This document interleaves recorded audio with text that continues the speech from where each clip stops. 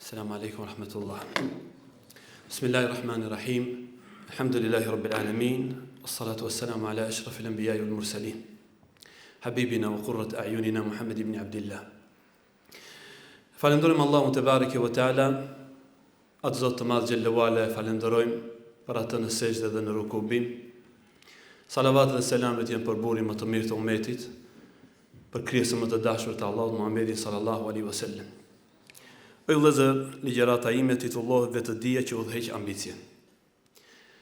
Isha duke lexuar apo duke pasur se çka është vetëdia në realitet, dhe ka shumë definicione rreth asaj, por mendoj që një prej kuptimeve të vetëdijes do thotë el-istishar bin ni'ma, ta ndjesh mirësinë e Zotit ndaj teje. Momentet e para kur u takua Musa me Zotin e tij xhelluala, i tha wa ana ikhtartuk, unë të kam përzgjedhur jo Musa. Andaj vetëdia e yte e lartë, që ardhja sonte në këtë mezhlis për të dëgjuar për Allahun dhe pejgamberin sallallahu alajhi wasallam, të vënë që ti ta ndjesh mirësinë e Zotit ndaj teje. Vallahi vallahu im, nuk është aftësia yte. As nuk është aftësia e organizatorëve, është dëshira e Allahut që pas ka shkruajt 50.000 vite para se të më krijon dhe të të krijon, që në një natë për netë, pas farzit për farzit të Allahut, namazit e jacis, unë edhe ty në një teatr të këtill që shpesher ndodhen që politikanët dalin në kësi lloj teatra dhe japin premtimet dhe protokollet e tyre, edhe plan programet e 4 viteve, kurse ne jemi të po në këtë teatr sonte për të folur për Allahun, për Zotin, për madhështinë e tij subhanahu wa taala, të njihemi për disa për terminologjive fetare, për vetëdijen, për ambicje, si mundet që vetëdia të udhëheq ambicjen dhe ngjashme si ajo, para prakisht për besnikëri. Andaj para së gjitha shovallahu im, jo vetëm unë që thash elhamdulillahi rabbil alamin, që është tradita e xhallarëve në fillimin e fjalimeve, por edhe ti do të thuash elhamdulillahi rabbil alamin. Dhe në çdo punë fillimisht themi elhamdulillahi rabbil alamin.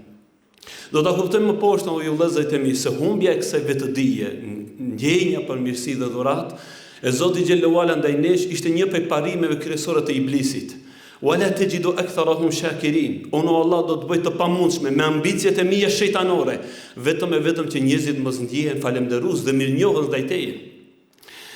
Vëllezër të nderuar, arabët thonë el-insanu hammamun bi tab'i. Këtu fillojmë me ligjëratën, pra arabët prej shprehjeve dhe fjalive të tyre që i kanë pas, kanë thënë el-insanu hammamun bi tab'i. Njeriu është ambicios në natyrshmëri. Pra nuk mund të parafitirohet o vllazë njëri që nuk ka ambicie. Çdo njeri për nesh ka ambicie, qofshin ata të larta apo të ulta. Saqë Imam Ibn Qayyim el-Jauzi rahmetullahi alayhi në këtë kontekst dhe mbani mend tek ambiciet, pastaj do dalin tek vetëdia. Pra Ibn Qayyim el-Jauzi rahmetullahi alayhi thonte leysa fi ash-shari'ati wala fi at-tabi'ati al-wuquf lil-batta, fa imma tataqaddam wa imma tata'akhkhar. Thot Ibn Qayyim Allahu mëshiroft, radiyallahu ta'ala anhu, njëri me vetëdije të plot, që njeh realitet dhe ka thellësi në realitetet e jetës, si ata çështjet kozmologjike ashtu edhe fetare, tha nuk ka mundësi që në çështjet e kozmosit, në kreaturën e Allahut dhe në çështjet fetare dhe sheriatike të ketë ndalje asnjëherë. Njeriu ose do të ecën përpara ose do të ecë shkon pas. Pra nuk ka mundësi që të themi njeri jeton në këtë dunja pa ambicie. O ju vëllezër, ai që jeton vetëm që duket në pamje të parë që nuk ka ambicie, që jeton vetëm se duke ndej, besoni se ai mendon shumë. Bile njerëzit që më së shumti mendojnë dhe mbajnë gajle për të ardhmen e tyre janë pikërisht njerëzit që s'punojnë fare. Kurse ai i cili merr shkaqe dhe sebebet, ai është vazhdimisht i mbështetur në Allahun xhallahu. Pra, njeriu në esencë ka ambicie. Ambicjet mund të jenë për hajër, mund të jenë edhe për sherr. Shihni vllazërit e mi, Zoti ju ruaj dhe ju nderoft. Melaqet kishin ambicie. Allahu xhallahu ala kur na flet për ambicjet e melaqeve thot wala ya'sun Allah ma amarahum. Ata asnjëherë nuk e thyen urdhrin e Allahut dhe nuk e kanë në parimin e tyre që ata ta thënë urdhrin e Zotit xhallahu ala, la ilaha illa Allah, për ambicjet e tyre. Por në anën tjetër Zoti xhallaxhelalu po na tregon në librin e tij dhe për ambicjet e iblisit. Por nuk janë ambicjet e melaqeve si kur ambicjet e iblisit. Vëllezërit e mi, besimtarët kanë ambicie, dhe ambicia më e madhe e tyre është që të arrijnë tek Allahu dhe xheneti dhe kënaqësia e Zotit xhallahu ala. Dhe pa besimtarët kanë ambicie, saqë prej ambicieve të tyre është që edhe të luftojnë Islamin natën edhe ditën. Dhe ne ndonjëherë bile dhe çuditemi me ambicet e tyre. Ndonjëherë bile dhe rezulton që ambicet e tyre janë shumë më të mëdha se ambicet e njerëzve të hakut dhe që thrasin në rrugën e Allahut xhallahu ala. Por këto ambicie, qofshin të mira apo të këqija, o vëllazën dëshiroj që të përqendrohen në të, kush është ai i cili i dallon dhe kush është ajo orientimi dhe busulla e ambicieve në jetë, pikërisht vetëdia. Andaj, mund të themi që definicioni më i mirë i vetëdijes është el-muraqaba ad-dakhiliyya, është një lloj vëzhgimi i ndjenjave të brendshme të njeriu që ta orienton atë drejt ambicieve të larta dhe të mira. Andaj, këtu ju vëllezërit e mi në pikën dhe në rregullin e parë, që do t'i përmend 4 rregulla inshallah taala, pra e para është roli i vetëdijes dhe veçanërisht vetëdijes imanore, ju vëllezër, vetëdijes fetare, e cila mirën nga fjala e Zotit dhe fjala e pejgamberit sallallahu alaihi wasallam, roli i saj në realitet është që të orienton, është një lloj navigacioni, është një drejtuesi i të gjitha ambicieve tona në jetë. Për në realitet, çka dëshiroj të arrijë për kësaj jete, pse kam ardhur, ku do të shkoj dhe cilat janë ambiciet e mia, të gjitha këto ju vëllezërit e mi i drejton vetëdia. Para se ta kuptojmë këtë rregull, ju vëllezërit e mi, dëshiroj t'ju të kthehem në një ngjarje që ka ndodhur diku në të kaluarën e lashtë. Ishte dikush vëllezër, i cili kishte ambicie të mëdha, saqë kanë ardhur në librat e tefsirit, që ky person, o vllazën Zoti ju lut dhe mëshiroft, 2000 vite i ka bërë ibadet Allahu xhallahu ala. Saqë bile edhe është dalluar në mesin e melaqe dhe në mesin e krijesave të tjera, si krijesa më shumë që i ka bërë ibadet dhe adhurim Allahu te bareke ve teala. La ilaha illa Allah. Pra ambicje të larta për të qenë një ibadetçi, një lloj një njeri adhurues i denkash i Zotit të Madh te bareke ve teala. Mirë po, Allahu te bareke ve teala ju vëllezërit e mi e dinte el-muraqaba ad-dakhiliyya adh-dhatiyya, pra vëzhgimin e fshehtë dhe çka fshehet në vetëdijen e kësaj krijese. Dhe me një sprovë të vetme janë nxori Allahu në pah dhe në shesh kush është në realitet ai. Ju e dini se për kë bëhet fjalë vëllezër. Bëhet fjalë për iblisin, ju vëllezërit e mi. Armiku më të hapur të Allahut të Madh te bareke ve teala. Para se të bëhet armik i Zotit, para se të bëhet shenja e sherrit edhe të keqes deri në ditën e Kiametit, ambiciet e tij ishin të papara ka shi Xhibrili dhe Mikaili, që të jetë ibadetçiu dhe adhuruesi më i mirë i Allahut të Madh subhanahu wa taala. Mirë po vjen një moment, ju vëllezërit e mi, që Allahu te bareke ve teala thot usjudu li Adem, bëni sejdë Ademit. Fasajada al-malaikatu kulluhum ajma'un, të gjithë melaqet i bën sejdë Allahu xhallahu ala illa iblis, vetëm iblisi. Çka ndodhi tash me iblisin, ju vëllezërit e mi? Allahu xhalla xhelalu e dinte në thellësinë e tij se fshehet vetpëlqimi dhe të gjithë veprimtarinë e të gjitha ata vite, gjithë ata shekuj e kështu me radhë.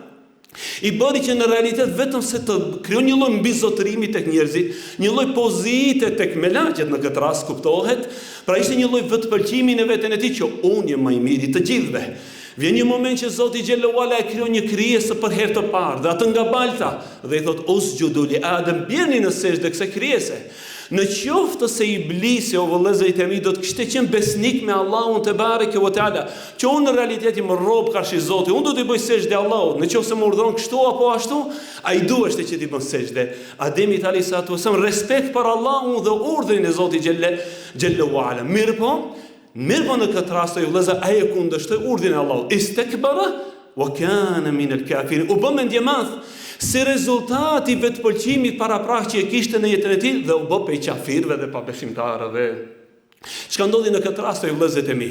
Ambicia e tij nuk u ndal, por kësaj radhe jo për hajër, po për sherr. Saqë ju betua Allahu te bareke ve teala në madhërinë dhe mbretërinë e tij dhe qenien e tij bujare, la ughwiyannahum ajma'in. Pasha madhërinë tënde o Allah, unë do t'i devijoj të gjithë ata.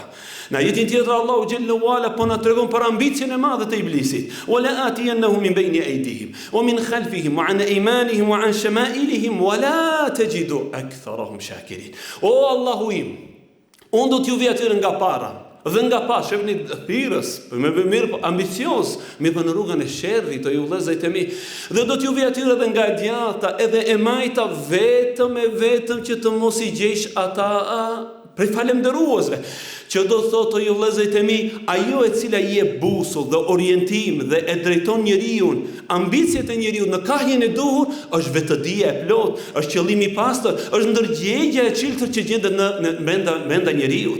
Andaj ju vëllezërit e mi, do të shohim më poshtë edhe ajo që i kanë mbajt pejgamberët e Allahut alayhimus salatu wasallam për gjatë gjithë asaj periudhe, që të thërasin në fenë e Allahut, duke mos kërkuar prej popullit të tyre as falënderime dhe as lavdata, është pikërisht ndërgjegja, është qëllimi i pastër dhe vetëdia e çiltër. O ju vëllezër e mi, Zoti ynë i Madh te bareke ve teala na i tregon edhe një ngjarje tjetër interesante në librin e tij madhështor, dhe është ngjarja e parë në historinë njerëzore që Allahu i Madh po e tregon në librin e tij dhe para asaj nuk dim asnjë ngjarje, pra nuk e dim se si zbriti Ademi alayhis ose në tokë, çka ndodhi me Ademin pasi që zbriti ai bashkë me gruan e tij Havan dhe ngjashme se kur u martuan, kur bën fëmijë të ngjashme. Por Allahu xhelle xhelalu vallahu imna thot watlu alehim naba abnai Adam bil haq. Tregoju aty roti Muhammed, oti pejgamberi i Zotit, ngjarjen e dy djemve të Ademit alayhis salam. Të dy ju vëllezër me ambicie të mëdha në dhënien e kurbanit dhe flimin për Zotin e Madh xhelle wa ala, mirëpo vetëdia e mbrëmshme është ajo e cila do ta definon ambicien e çdo njeri prej tyre. Andaj taqarraba qurbanan fatuqbila min ahadihima wa lam yutaqabbal min al-akhar. Pra Allahu xhelle wa ala thot, dhe ata të dy e dhan nga një flim, nga një kurban, dhe Allahu e pranoi për njërit për tyre, kurse nuk e pranoi për tjetrit. Ati të cilët ju pranoi kurbani, i vëllezër, çfarë kishte? Kurse këti që nuk i pranoi, që nuk ju pranoi kurbani, pikërisht ky ishte fajtori. Pra ky ishte mëkatari, i cili në realitet duhet të thotë unë do të pendohem tek Allahu subhanahu wa taala, Allahu të më falet dhe do të vjen një moment që Allahu të më pranon kurbani. Mirë bashkëni ju vëllezër të mi se çka bëri ai i cili nuk e kishte vetëdijen e plot, nuk e kishte qëllimin e pastër dhe ndërgjegjen e tij të çiltër, i tha vëllau të ti me një ambicie shumë të madhe, la aqtulennek, unë të të vras ty. Vallai vllazën, njeriu që të ketë guxim për të bërë edhe një vrasje, do të ketë ambicie shumë të mëdha. Mirë, këto janë ambicie shejtanore, ambicie të shejtanit edhe të dreqit. Pse erdhi e gjithë kjo ju vëllezër e mi? Nga se vetëdia e imanit dhe besimit, e që në këtë rast realisht një prej kuptimeve të vetëdijes vallahu im është takvallohu dhe devotshmëria, mungonte brenda në zemrën e tij, ai e bëri një veprim të këtill, pra e devijoja ambicien dhe vullnetin e tij, e çoi drejt sherrit dhe të keqes. Shifni vllazë dhe mi, Zoti ynë xhelle uala këto ngjarje ku na i tregon në Kur'an, e tregon për mua dhe e tregon për ty.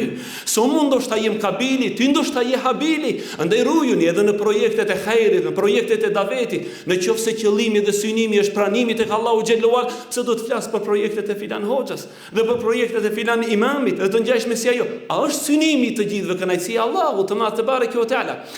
Andaj shifni, domethënë në këtë rast, vëllau të cilit ju bë kabul kurbani, i tha, innama yataqabbalu Allahu min al-muttaqin, o vallahu im, pa Allahu e bën kabul për të devotshmive. Shifni vetëdia e plot në besimin e Zotit, në pastërtinë dhe çiltërsinë e zemrës.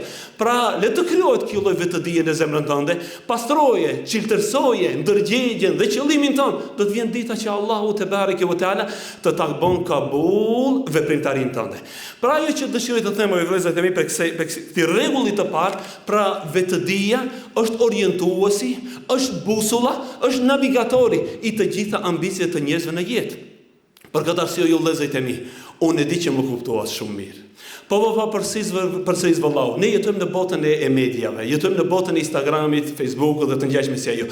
Ju jeni duke pa vëllezër e mi që dikush i deri dje thirrte në hak sot thret në batil. Dhe në atë deri dje thirrte në rrugën e sunetit, sot thret në rrugën e bidatit, deri dje thirriste në rrugën e imanit, sot thret në rrugën e shejtanit, dhe me disa pretendime dhe duke e ngjyros devijimin e tij apo devijimin e saj. Realiteti ju vëllezër e mi, innama yataqabbalu Allahu min al-muttaqin, se njeriu do ta sheh pozitën e tij tek Allahu te bareke ve teala, jo pozitën e tij tek njerëzit, se qëllimi dhe synimi dhe vetëdia dhe orientimi dhe busulla e të gjitha ambicieve tona duhet të jetë kënaqësia të Madhit Allah te bareke ve teala. Andaj dalim në rregullin e dytë. Rregulli i dytë ju vëllezër e mi, që duhet të ngulitet në vetëdijen tonë të plot, fetare dhe imanore. Pse thon fetare ju vëllezër, nga se këtë temë vetëdia e cila e drejton ambicien mund ta folën edhe një profesor, mund ta bisedon dhe ta trajton edhe një doktor shkencash në një lëmi të ndryshme. Ne flasim çdo në aspektin tonë imanor dhe besimin në Zotin xhelal. Po bëhet fjalë për vetëdijen fetare o vallahi, që ti në momentin kur e ngrisish atë, qëllimi yt në jetë do të bëhet kënaqësia e Allahut te bareke ve teala. Rregulli fetar thot vëllazë, pika e dytë, rregulli fetar thot, ridallahi ghayatun tudrak, alhamdulillah. billah. Kënaqësia e Allahut është një ambicie, është një synim, që ambicia, kënaqësia e Allahut xhallahu ala është një ambicie që arrihet vallahu im.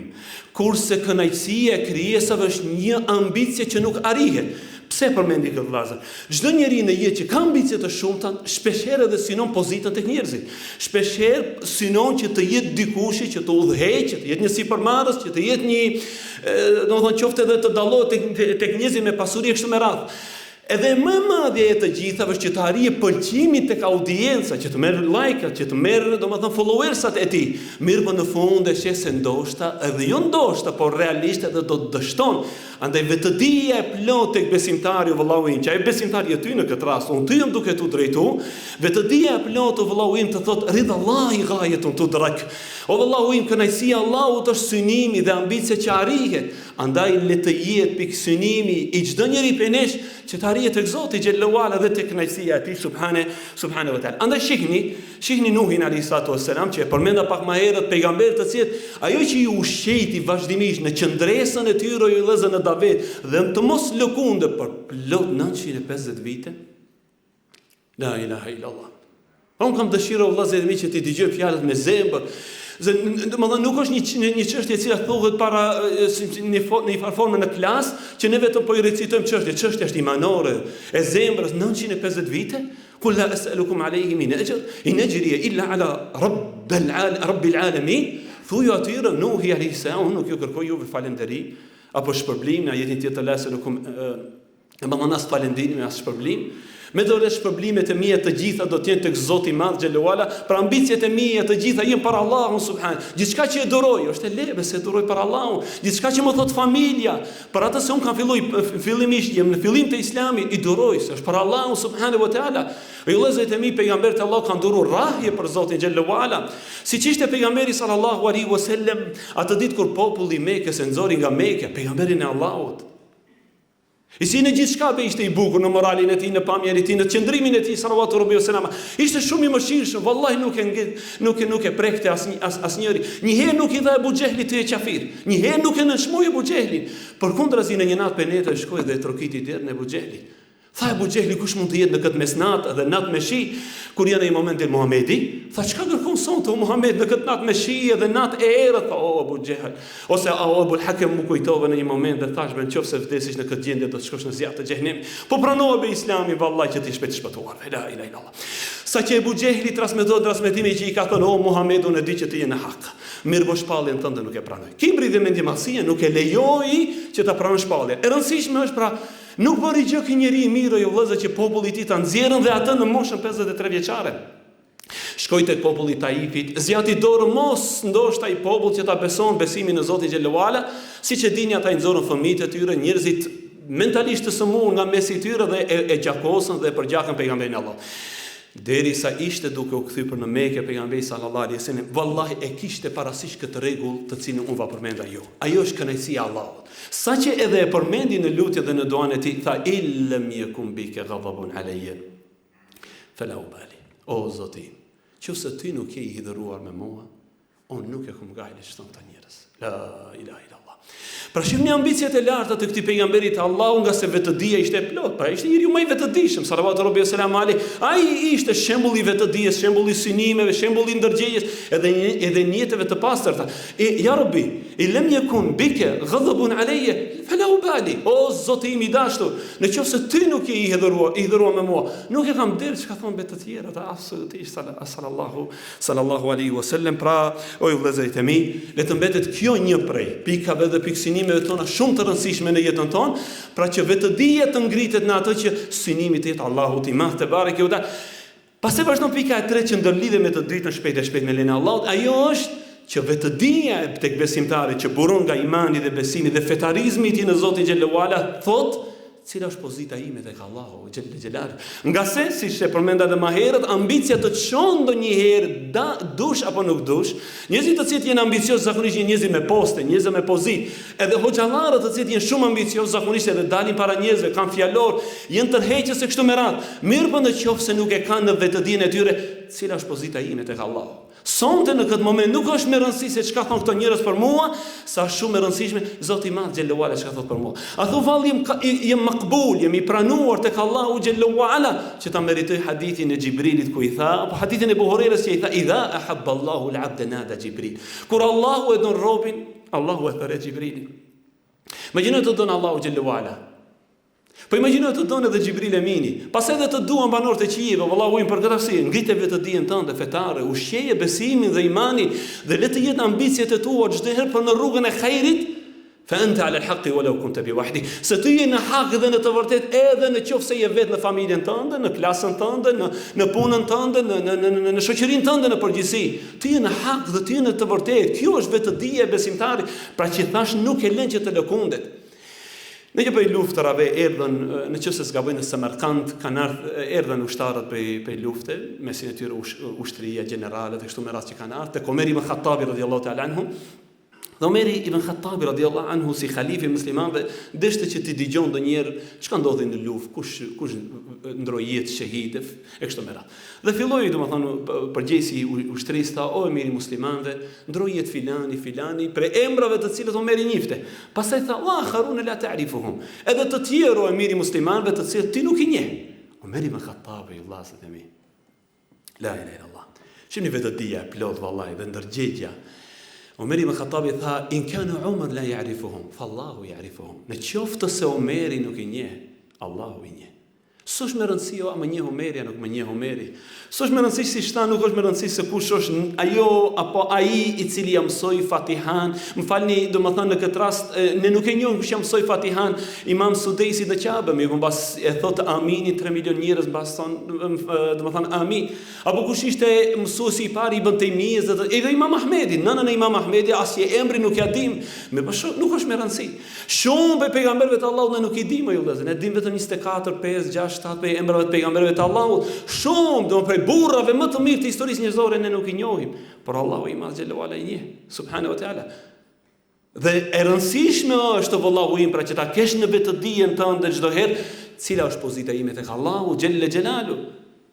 Lusë Allahu subhanahu wa taala që të jemi për atyre që kanë pozitë tek Zoti i Madh xhallahu ala dhe e fundit të ju vëllezërit e mi për kaide dhe apo rregullave që i kam përzgjedh nga vetë meditimet e mia, të cilat i ndoshta do të përhapur në për libra, ajo është vëllezër ambicjet në njërin të dukshme, pra siç kanë ambicjet të gjithë njerëzit, të kenë famë, të kenë pozitë, po në njëra ambicjet edhe të fshehta, bëhet fjalë për ambicjet të cilat janë për të bërë mëkat Allahu te bareke u teala në vetmi, ambicje dhe besa edhe guxim.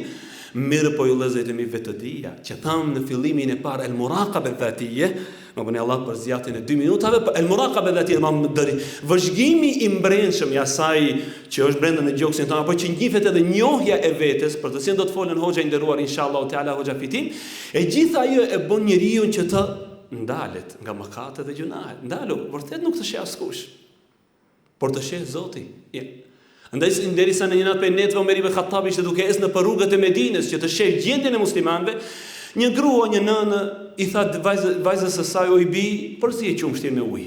Tha o i nëna ime, por Omeri ibn Khattabi radhiyallahu ta'ala anhu e ka ndalë një gjë të tillë. Tha o i bia ime, përsi e qumshtir me ujë, se nuk është duke na pa halife e muslimanëve. Atëherë bia e cila kishte iman, kishte ndërgjegje, kishte mbikëqyrje të plotë dhe vëzhgim të plotë të shikimit të Allahu xhallahu ala, tha in kana Umar la yarana fa Allahu fa Rabbu Umar yarana. Në qoftë se nuk na sheh Omeri, na sheh Zoti Omerit. Na sheh Zoti Omerit. Andaj vallahu im, vetëdia dhe ndërgjegja yte të sheh të thot na sheh Zoti i Omerit. Kurse Abdullah ibn Omeri derisa ishte duke ecë në rrugët apo më falni kodrinat e Medinës, e pa një njeri i kujdesshëm për delet e tij. Dhe i tha filan ma shit njërin prej këtyre deleve.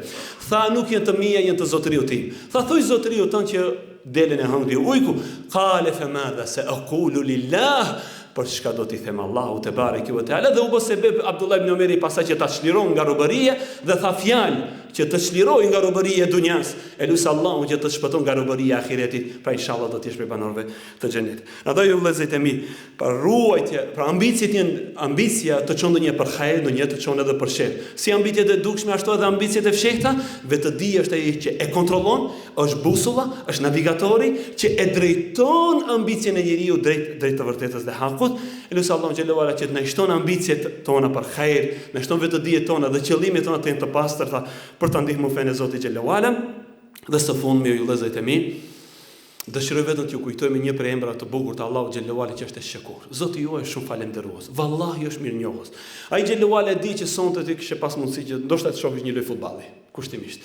Ndoshta ta kalish mbas darkë me familjen tënde, por erdhe për Allah, u ule për Allah, dëgjove për Allah, di se Zotin tënd, Allahun tënd e ke falendërues dhe mirënjohës.